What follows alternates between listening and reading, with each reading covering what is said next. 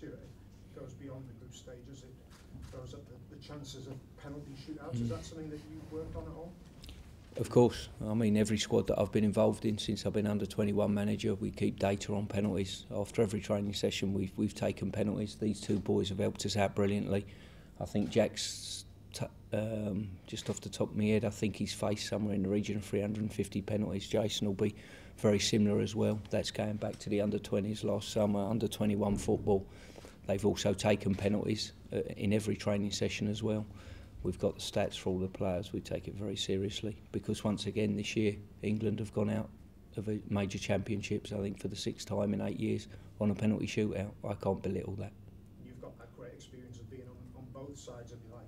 That's why my focus is even more acute, to be honest with you. You know, I've come home from 2 major tournaments on penalties. I've also been through a penalty shootout and won one, and I've also won one and lost one as an international under-21 manager. So, you know, it's a vital part of it, and you know full well if you're going to win a tournament, chances are you've got to win a penalty shootout.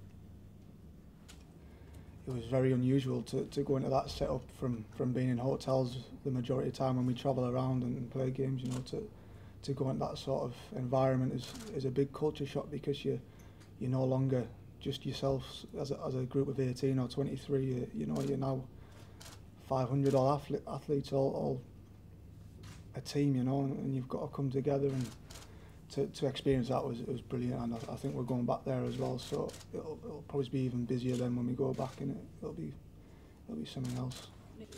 I think you'll find probably you can take it wider than that. Olympic football's important worldwide, you know. We've not had a team involved in it, and I think when it was announced we were going to have a team in it, I don't think people were particularly sure on the magnitude of it. But when you look, we've got 3 group games that are nigh on all sold out.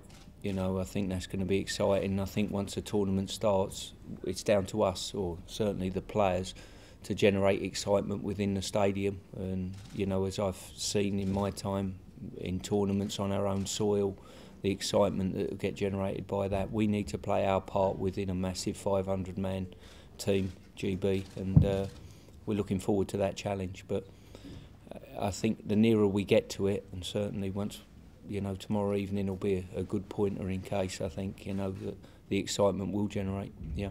In an ideal world, what would you hope that the influence a good tournament for Team GB could have on football in this country?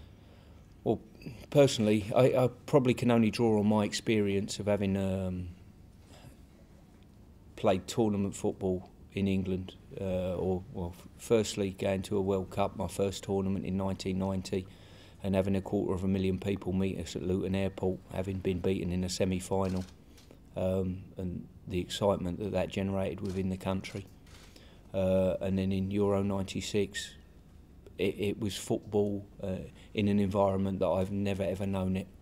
And if these players get a taste of that in this tournament that I experienced in 96, they'll be the richer for it, that's for sure. You know, it blew me away, it blew my family away, and it was an experience that everyone that was in that squad, and just how it snowballed and get bigger and stronger, and the excitement around the country was just enormous. And I think it gives a country a feel-good factor, and we hope that we can play our part of it as football, but we also will be supporting all the other athletes, and the more gold medals or silver and bronze medals we can achieve as a team collectively, the better it's going to be. The feel-good factor in this country, it'll be fantastic. I was going to ask how much you've enjoyed working with Ryan Giggs, a player you've played against in your career.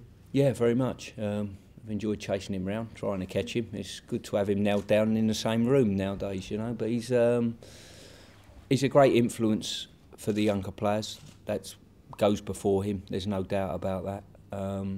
He's been incorporated in the coaches' meetings that we've had as well. We've sought his advice. We've bounced things off him, which shows the respect I've got for him. I've not done that before with a captain. Started the process with Jordan Henderson, but never had him as inclusive as I have with Ryan. And he's been invaluable, both on the pitch and off the pitch, as an example to these young players. And he's got the respect, not just of the players, but the coaching staff as well. So the same can be said probably of Craig Bellamy as well. You know, his standards of professionalism are quite incredible, you know. But Ryan's the captain of the squad, and rightly so. And as I say, we're proud to have him.